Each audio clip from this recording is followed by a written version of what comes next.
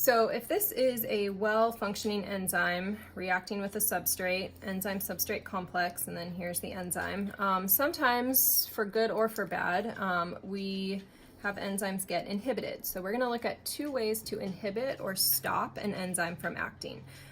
This might be positive if, say, you're trying to kill bacteria, you want to inhibit their enzymes. This might be negative if you have an enzyme that's working and you suddenly find that it's not working. That could be lethal. So we're going to look at competitive inhibition. And from the name there, you might hear that there's a little bit of competition going on. So competitive inhibition and then non-competitive inhibition.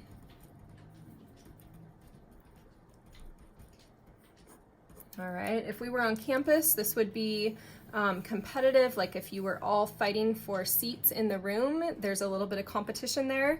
Non-competitive would be if you just locked the room shut and no one else could come in, you kind of find a workaround to keep everyone out without having to compete. So you can compete for those desks in the classroom, or you can just find a sneaky way to keep everyone out of the classroom. So that's what we'll see with our enzyme here. So competitive inhibition, I'm going to use blue to represent our inhibitors here. Doesn't mean that they're bases, that was something we used blue for, but just to show that they're inhibitors. So if I go to this middle step here, where I would normally have my enzyme substrate complex, an inhibitor that's competitive fits really well into that active site and it crowds out that substrate. So if here's my substrate, this would be my inhibitor, and here's my enzyme. So the inhibitor sneaks in, grabs that active site, the enzyme sits there and is basically blocked up by that inhibitor. A couple things to notice here. The substrate and the inhibitor have a similar shape. So for example, methanol, if you get poisoned with methanol, if methanol would be a substrate, you don't want that methanol to get metabolized because it'll turn into formaldehyde inside of you. And so the inhibitor for methanol is ethanol. So ethanol, like we drink and it makes you drunk, normally not a good thing, but if the alternative is preserving yourself from the inside out, then you would use ethanol to clog up that active site and let the methanol get flushed out of your body.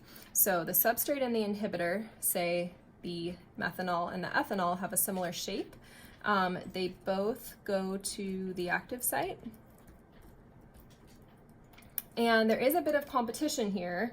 So if I add inhibitor, then I will more often find inhibitor in the active site. And if I add substrate, I will more often find the substrate there. So they go to the active site and they compete. If I add substrate, so that was my S here, it will get catalyzed. So it will eventually get in there and kick that inhibitor out. And there's a dynamic movement of this substrate and enzyme or substrate and inhibitor in and out. Remember, these are just temporary attractions usually that hold it in here. As long as it's temporary, we call this reversible inhibition. So I can undo the inhibition. This is what happens with a lot of medications. They can inhibit for a time and then eventually they get metabolized or the substrates build up and the substrate gets in and gets catalyzed again. So that's competitive inhibition. Let's contrast that with the non-competitive. So if you remember, this is students fighting for the same active site or the same chair in class. Non-competitive is the clever student who decides to lock everyone out of the classroom entirely. So that picture would look like this. We find this little workaround on the side. And so my substrate tries to get into that active site, but meanwhile the inhibitor has found a place to bind to that enzyme away from the active site. So the inhibition is taking place no longer in the active site. And when the substrate tries to get in, it can't. The shape of that active site has changed. So the substrate and inhibitor may have entirely different shapes. Right? You can see just in this cartoon drawing here that they have very different shapes, and they do not, so let's change this. The inhibitor binds, we would say, away from the active site. That's that clever, sneaky, go somewhere else approach. And when it binds away from the active site, it still manages to change the shape of the active site. So when it changes that shape, and this is important if you're drawing this, that you do shrink that shape or change that shape somehow. Now the substrate can't fit in there. So no matter how much substrate I add, it cannot get catalyzed. Here, if I added substrate, then eventually it would jump in there. But up here with the non-competitive inhibition, if I add substrate, it's still not catalyzed. Still not catalyzed, kind of off the page there. So adding substrate has no impact on this inhibition. Again, hopefully if you want to undo this, this is reversible inhibition. If it's just intermolecular forces holding that inhibitor in there, then it's reversible. But if it is not, then we would use the word irreversible. This doesn't match this picture, I'm just writing it down.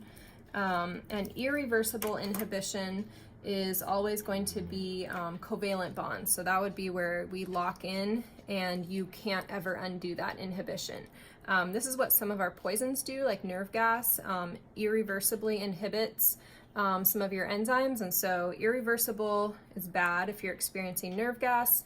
It's good, again, if say you're trying to kill bacteria or something. So irreversible inhibition is going to hold that inhibitor in with a covalent bond, and you can't undo it then. So on this page, we've seen that enzymes are a type of protein. They're biological catalysts. Remember how we like denatured proteins? We could denature enzymes too. You'll see that in one of your labs. Enzymes speed up reactions because they hold everything in the right spot. And then you can competitively or non-competitively inhibit your enzymes. So that wraps up chapter 16. And now you want to go practice on your worksheets.